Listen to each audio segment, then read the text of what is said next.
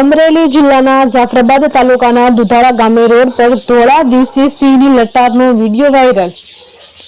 જિલ્લામાં ફરી સિંહનો વિડીયો થયો વાયરલ। જાફરાબાદના દુધાળા બ્રિજ ઉપર સિંહ જોવા મળ્યો। અમરેલી જિલ્લામાં અનેકવાર સિંહોના વિડીયો જોવા મળતા હોય છે। દુધાળાથી પસાર થતો ભાવનગર સોમનાથ નેશનલ હાઈવે ઉપર સિંહો જોવા મળ્યા। સિંહો જંગલો છોડી ગ્રામ્ય રહેણાંકી વિસ્તારમાં આવી જતા હોય છે।